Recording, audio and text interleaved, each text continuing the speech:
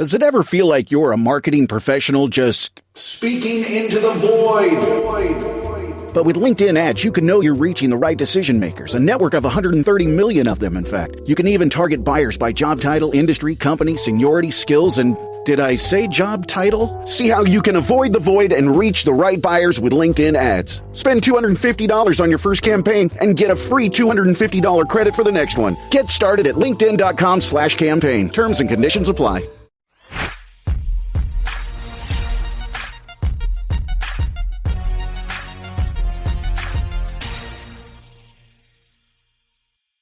Hey, this is William Tincup and Ryan Leary.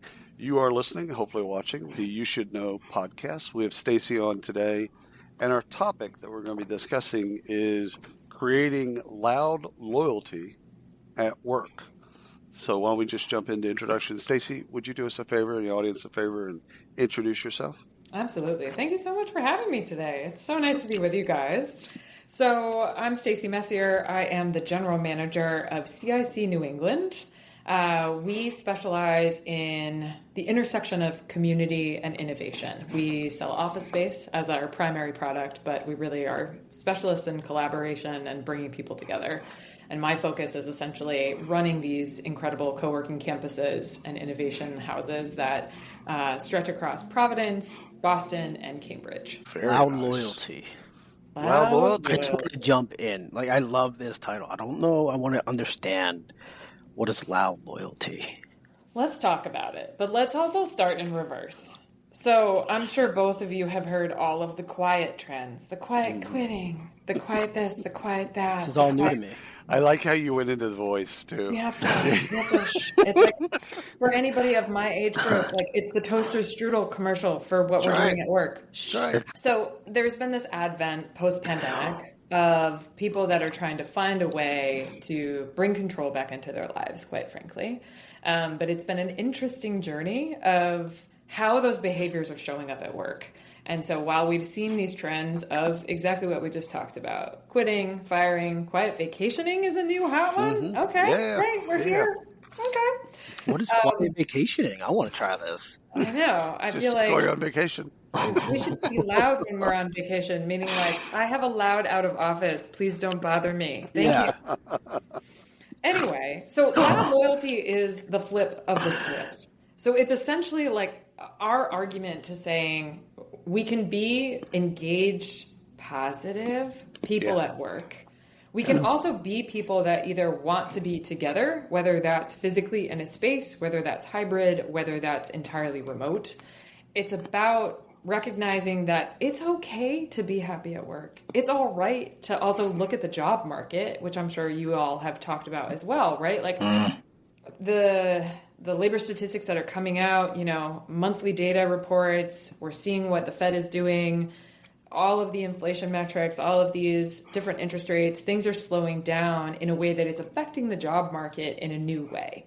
And what we've been hearing from our clients and even, from myself and my own network with my own colleagues, the job market is kind of tough right now. It's really competitive. And if you're in a place where you need to flip your own script for yourself at work, it's time to bring loud loyalty to the table. And so you might get together with your fellow colleagues and just talk about like, what's going well?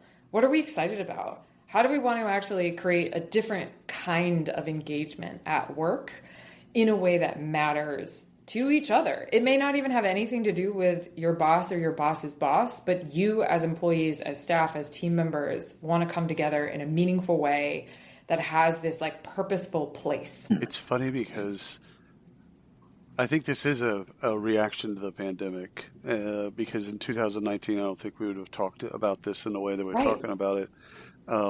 One is it's become in vogue to just not like work, not be positive about work in any form. Like, I like my work, I like my job, I like my boss, I like going in, I like staying home. It's a part of my life. It's not just something I do for money. I actually like what I'm doing. I think people that talk like that are less heard, or maybe they speak less than they did in 2019. Right. But I'd like to dissect the loud and the loyalty. So one's volume, right? Then the other is something that is a foreign concept to a lot of folks. This generation. This feels way, like it. yeah. I think It hasn't existed in the workplace. I don't know if it's in my opinion. I've always attributed loyalty to free agency in sports.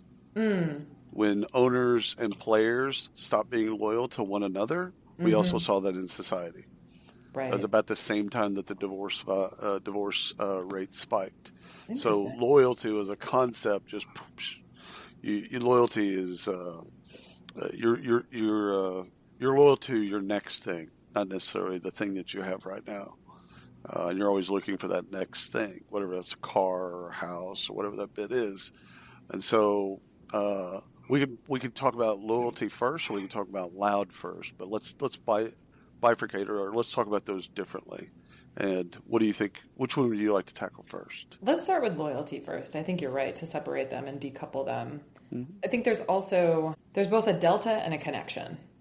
So there's a delta in what used to be a very accessible job market, and that on the days that you felt kind of crappy about your job, or like where your company, where you thought your company was going. Right. If you're getting nervous, then you're like, cool, I'm just going to apply to a handful of jobs. Let me take some interviews and I'll say no to a bunch and I'll feel better. That is not happening at the same rate it was pre-pandemic, or even like at the height of lockdown, right? 2020, 2021, that was a very different marketplace for work. Right.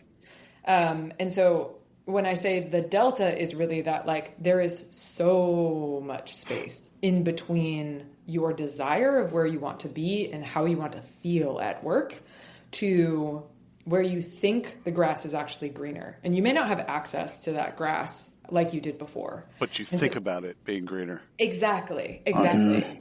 And so I believe that it's creating a new kind of loyalty inside of the workplace, because people are looking around and are like, well, I don't have anywhere else to go. And I guess this place isn't that bad. I'm here. You'll do good. It's a funny pathway. I feel like we're finding a path to loyalty as opposed to we are manufacturing it. Right. That is not Right. That's funny. Is that a bad thing, though? Is it bad that it's almost being forced upon us to be if we get there, if we get to the promised land, and because can work backwards if it's forced, Ryan, the very moment that the market opens up, all that it goes away. If it's forced, like if they don't really feel it in their heart. Well, so Stacey, we should probably ask your take on this, but as we came out of the pandemic, we saw the exodus. People said to the employer, "No, this is my rider. This is my set of regulations and rules. You're gonna meet that, or I'm just gonna go here instead." Right. Prior to the pandemic, I don't know. In my opinion, I don't know that it was loyalty that made people stay. I think it was the generation where the parents, mine included, said, get your job, keep your job, put away in your 401k. Don't go do these 10 other things. Stay here. Once the pandemic hit, that was it. It changed. And now I think people are doing what they've always wanted to do, which was just do anything they want to do and control their own destiny. Right. Now we're seeing that, okay, you can't always do it your way. You have to. It may not be possible. I mean, it may not be possible. Yeah. And I think your question about is it a bad thing? If it's forced upon us, I think it being forced is different than having constraints. Right. So return to office gone bad is it being forced. Right. Getting people together to do goal setting together and bringing people into the office and saying you're required to get on a plane or a train or a boat in order to get to the office for us to do this together feels different. Right. So I want to separate those two things and say that when constraints are put upon us, everybody, like, our culture is amazing at getting creative when we're constrained. So what's interesting to me right now is that the constraint of not being able to go anywhere or not having as much access to the freedom of creating your own destiny means it's almost forcing you as an employee to have conversations with your boss, with your people business partner, with your mentors, whether they're inside of your workplace or outside of them, in ways that you probably never would have before. And what I'm really curious about, William, to what you were saying is, when the floodgates reopen, when the job market kind of like comes back to more of that like flowing like a river, whereas right now it feels like we're kind of the Panama Canal and we got some controls and we got some levers. It goes up and it goes down. When it comes back to that more free-flowing... Hey everybody, Tim Sackett, host of HR Famous, a new podcast on the Work Define Network. Am I famous? No, I'm HR famous. My wife says I'm a micro celebrity and 13 HR ladies around the world want their picture with me, which I think is funny. So, hey, what do we talk about on the pod? We talk about all the dumb stuff we do in HR in any given day, week, month, and we have fun with it and we have some great guests. Come check us out. We're not famous. We're HR famous. Job economy. Are people still going to actually stay because they've had those meaningful conversations? They've changed their own culture about work for themselves because they were sitting inside of this set of constraints that they had never experienced before. Well, one of the things we might be dealing with is the redefinition of loyalty, or maybe how people think of loyalty differently. I think it's lazy and easy to think of it as generationally. And I think pre-19, I would have probably done that. I would have probably said, well, everybody thinks about loyalty. Boomers think of it this way. Gen Z think of it this way. During the pandemic, everyone rethought their life, rethought their meaning, rethought their purpose, etc. So I think they also quietly redefined loyalty for them. And I think all the macroeconomic stuff you've done an eloquent job of kind of defining all of that. But I think each person has come to a different definition of what is work loyalty. And that'll be stressed. It will absolutely be stressed with once the job market opens up more. It's going to be stressed. Now, it'll be great to see how that plays out.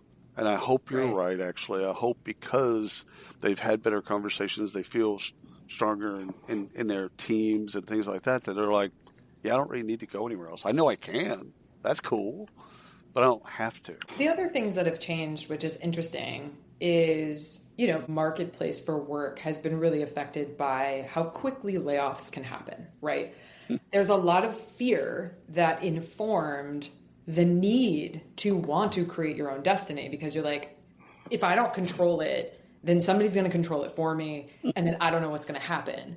Right. And depending on your own personal life and how this work and how this job funds the constraints that may be in your own lifestyle, that's very different than what it was before as well.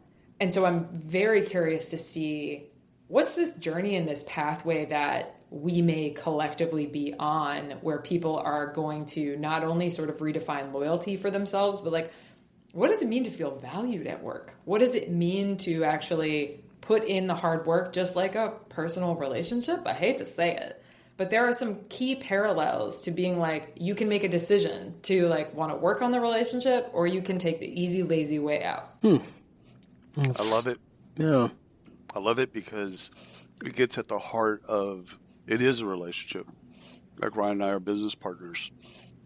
We joke often about it's a second marriage. He's married. I'm married. It's kind of the primary, to be honest with you. Yeah. So it's like, I won't tell don't tell my wife. So, but it is. You have to. I mean, we're both 50-50 owners in this business, right? So we have to agree. Just like in a marriage, at one point you got to get to a point where you agree. And so I think that if leaders look at it that way, managers, leaders, and employees look at it that way, like, this is a relationship. I've got to work on trust. I've got to work on communication. I've got to work on faith. I've got to work on these things that are kind of fundamental pillars of relationship building. They don't just drop off. Like, and no one's like great at it intuitively. You have to work on it. And but you got to want to work at it. Is this driven by the need for money? on the employee side. I think it They depends. need to pay the bills. I think it depends on their lifestyle and what constraints they have. Myself, I'm a single income household, so I have a lot of pressure on making sure that I bring home enough bacon to sustain all of the things that we either have chosen or have been bestowed upon us.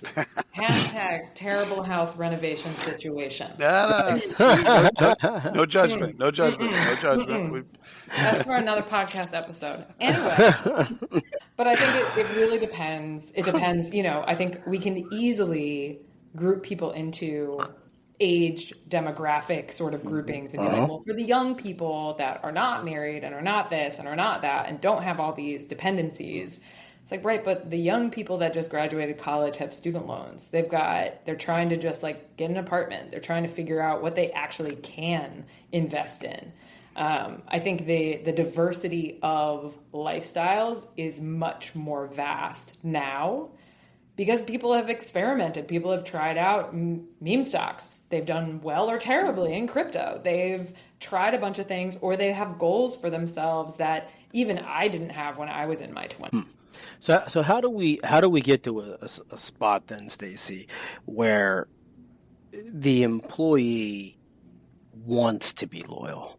And I say that as if the employee doesn't want to be loyal. I don't believe that they do at the moment. The majority of employees, I feel if they're loyal, it's because they have a need. A need to pay the bills. Unlike... And not because of their leadership or what they do or what they get out of work? No, I think that was our parents and our parents' parents. Really? It was join the company. Yeah. And build your way through, right? Start at the bottom, work to the top, and don't leave. Put your percentage away in your 401k, retire at 65 or whatever the age was, right? Now I think it's driven by the need to pay the bill. I think the only thing I would disagree with, and it wasn't 401ks back then, it was pensions. However, pensions, yeah. The difference is I do believe some people actually love what they do. I do believe that. I'm not an optimist in that sense that there love what they do, yes, but employees. They can do that across 10 other employers. No, I think they love what they do at that place. Okay. I know because I was that way. I mean, I was that way at Walmart when I was 16 years old. I loved what I did. Yeah, but that was a long time ago. That's like I enjoyed it. But I mean, I loved it so much that at one point my boss told me, "Hey, you can only clock in for 40 hours." and I would like purposely clock in for 40 hours and work 110 because I loved it so much. That still exists. That still exists. I agree with you. It might not be as loud.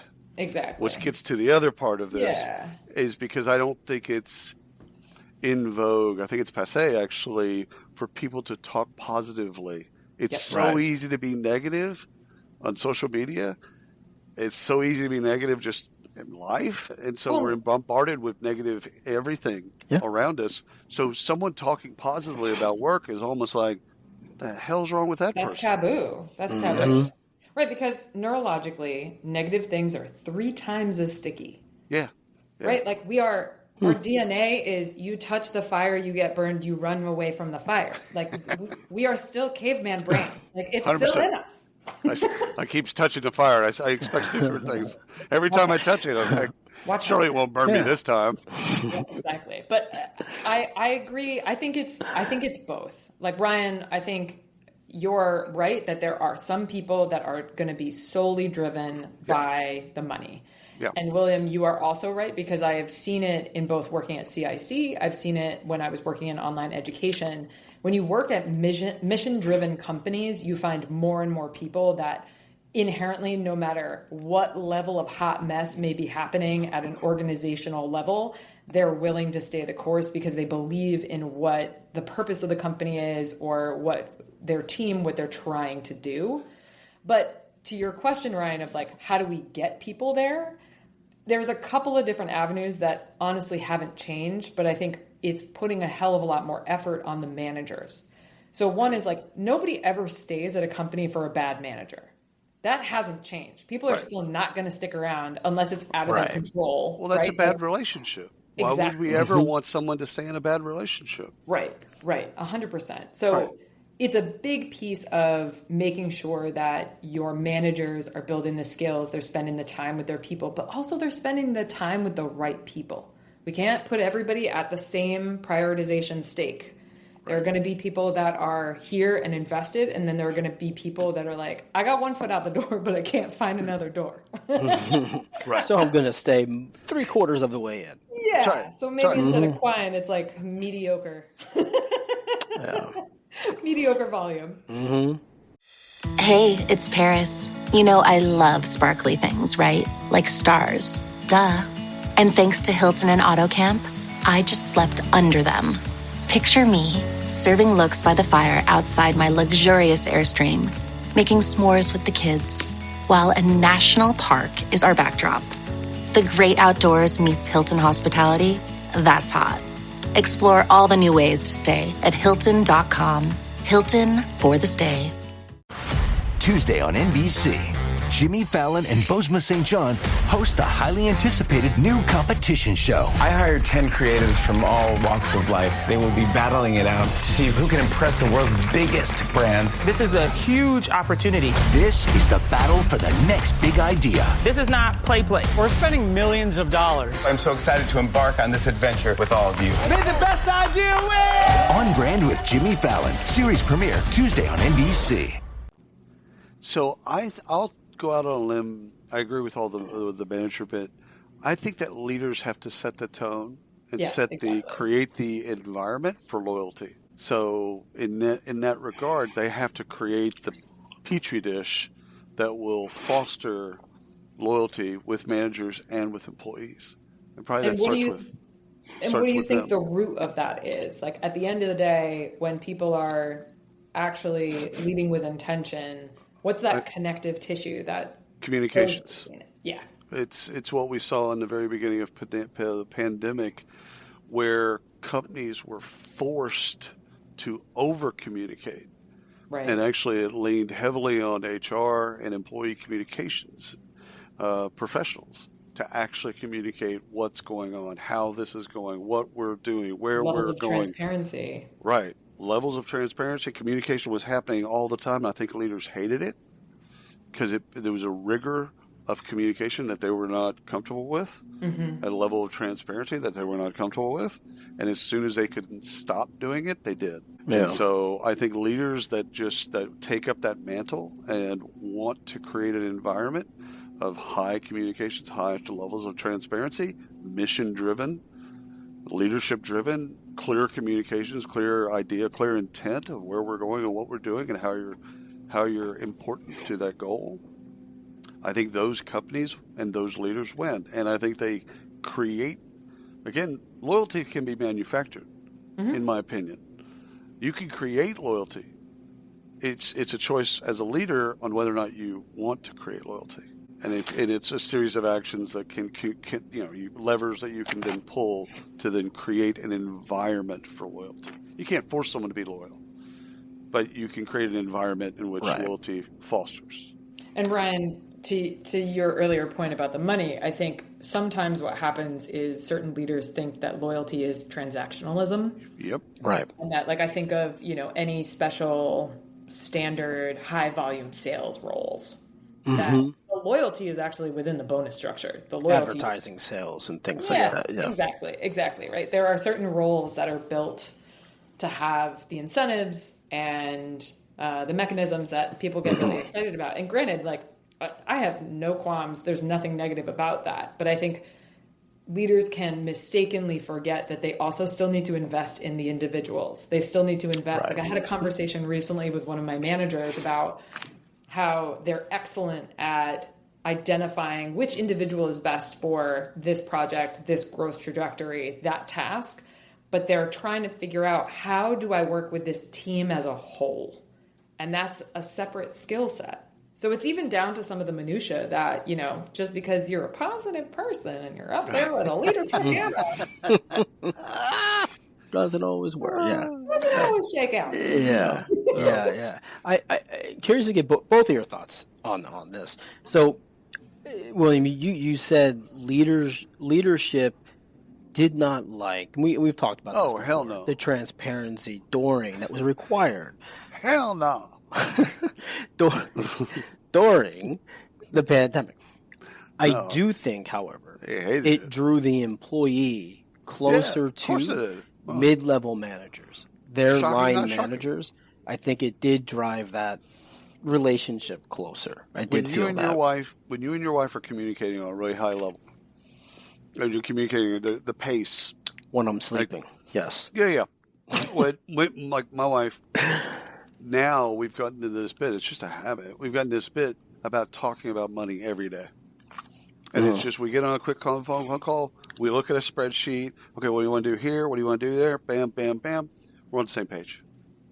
And it's. I mean, I've been married 30 years, and we've known each other for 32 years. This is literally the first time we've talked about money in this way, and it's fun.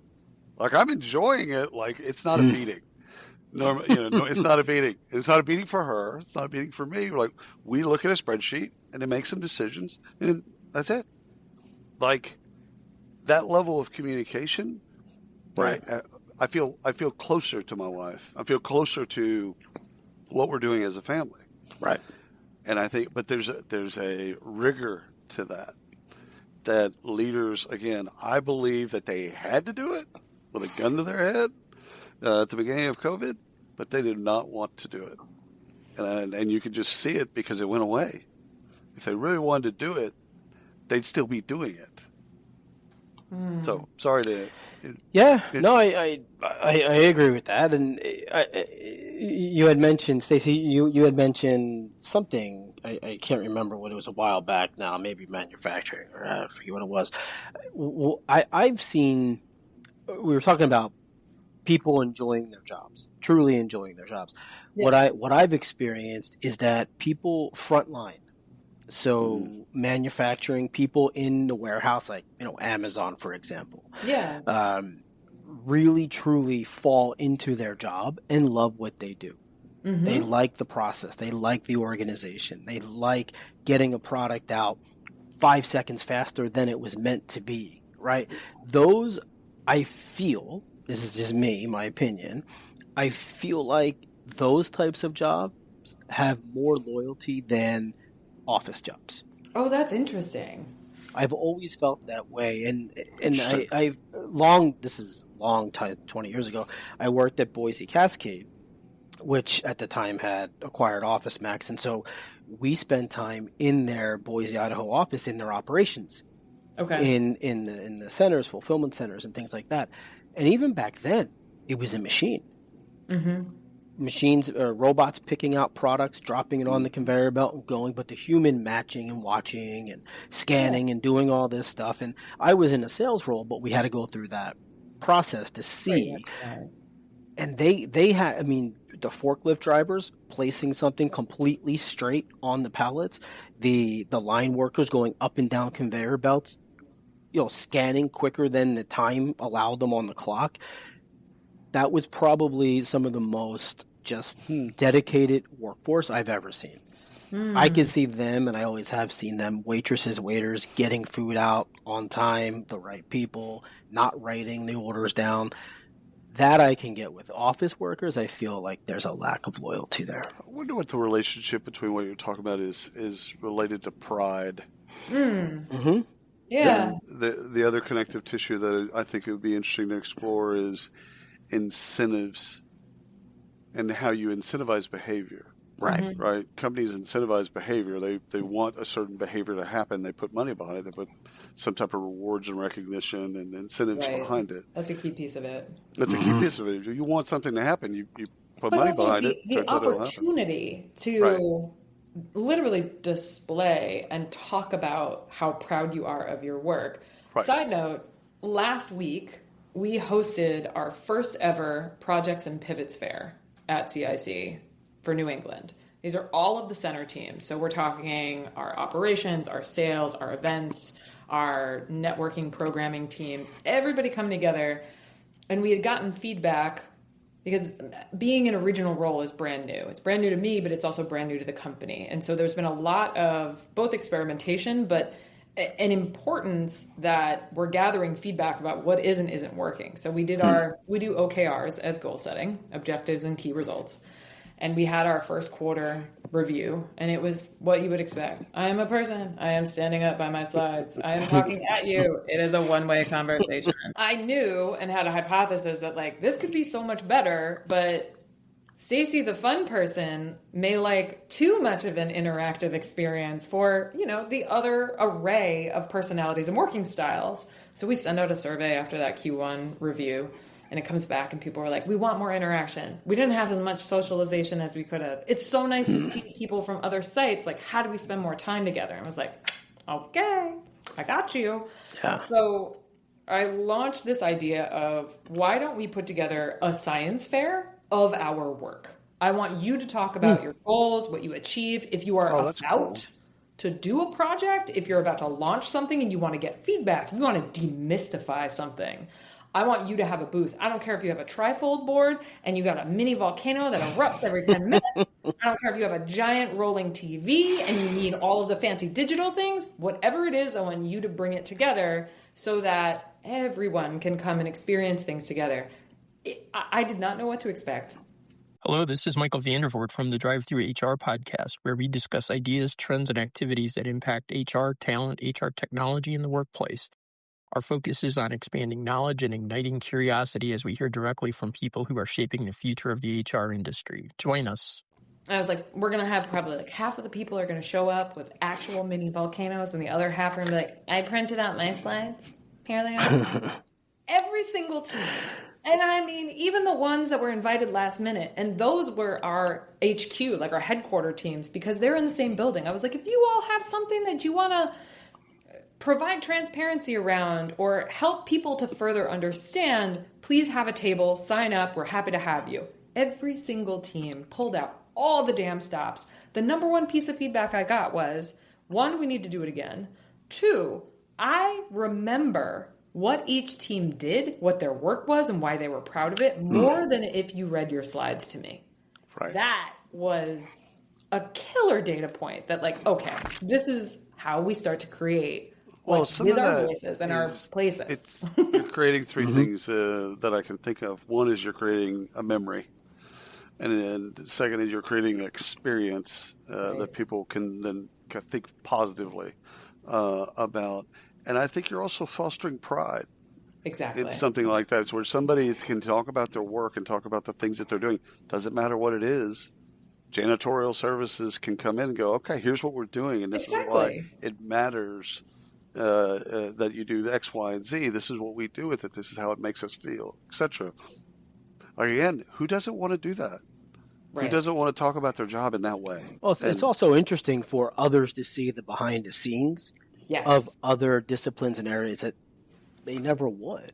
I mean, stuff like that fascinates me. I like this. I want to see the inner workings of. We saw a couple of shows last week. Mm-hmm. I maybe watched 50% of the actual show, the plays. Right.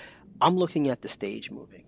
I'm looking at what can I see in the background, and how are they getting the clips off the back.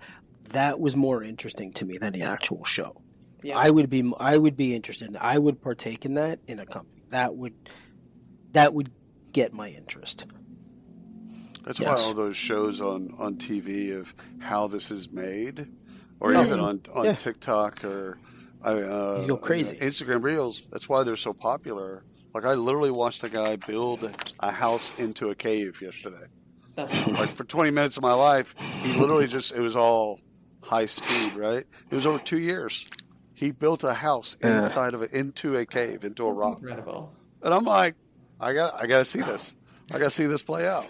And it was fascinating. So I think what you've done in that instance is created that moment where people can be proud and create that level of understanding of what they do. And I think that does create loyalty. And it creates at least the opportunity of loyalty. Yeah, exactly. I agree. And the thing that I've always been most passionate about is I want you to be loyal to each other. I want you to have each other's back as a single team. And if we can create the pebble in the pond effect, then we're only going to be that much stronger together. We're only going to hit our goals, our targets. We're only going to achieve more innovative things, quite frankly, together, because now we've got trust, because we talk about what we're proud of, because we share in each other's successes. And yes, there's always time to have, the kibitzing, to like sit in a corner and talk about what's not going well. But like, we have to be intentional as leaders to yank people out of the negative downward spiral and get them into a place of, I want you to shout it from the rooftops. Talk about how adding automation to your processes saved you X amount of time and allowed you to have more brain space to think creatively at work. Yes, that. Yeah. Does technology play a role in this in the coming years, or is this always, in your opinion, human touch and hands-on? It definitely plays a part, and this is, quite frankly, one of the most challenging aspects of it. So this was the first time we ran this event, and we had a team member on the planning squad that was really passionate about trying to solve for the digital aspect. We knew that not everybody was going to be able to attend. Right. So how do we actually create some sort of virtual experience that was viable for people? We didn't get it right. We created essentially like a Canva whiteboard. We had Google Hangouts set up, but only a couple of people tried to sign into the Google Hangouts. But we had a handful that interacted with the whiteboard. So the next time we're talking about, do we have somebody walking around with an iPad that's basically like representing each of the tables and can be the sort of like the Twitch feed so that people on the call can actually hear the pitch at the table, hear what they're most proud of, what goals did they hit, hear, what they're trying to solve for in a more meaningful way than just like, read these slides, have an asynchronous experience while we have asynchronous experience.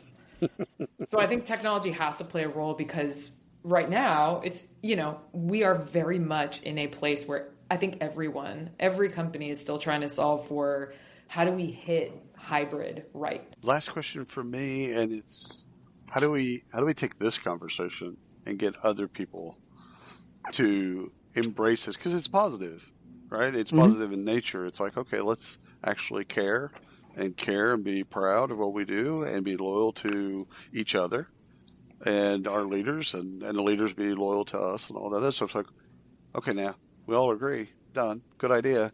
Now how do we get it done? How do we actually proliferate this idea out into the world? When you've seen a positive moment of change in the world, what are the channels that typically affect the change and make it spread like wildfire? We talk it social. Mm-hmm. Yeah, it's virality.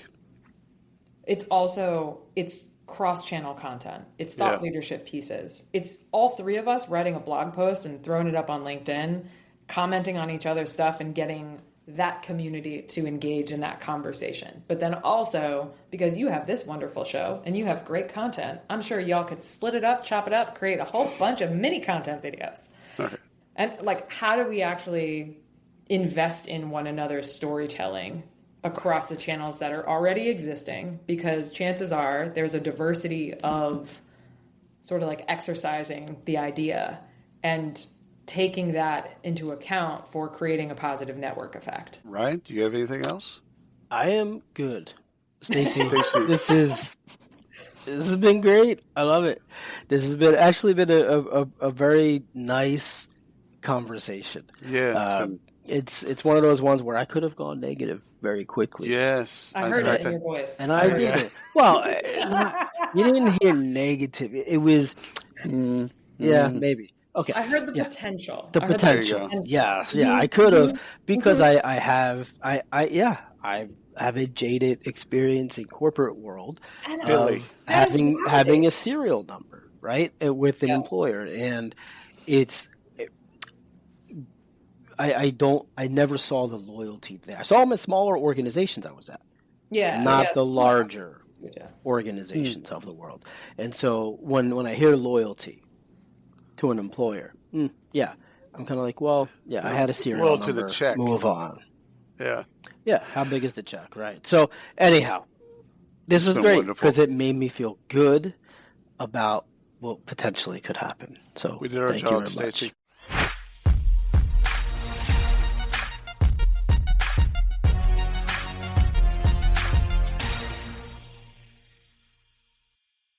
That's the sound of the fully electric Audi Q6 e-tron and the quiet confidence of ultra-smooth handling. The elevated interior reminds you this is more than an EV. This is electric performance redefined.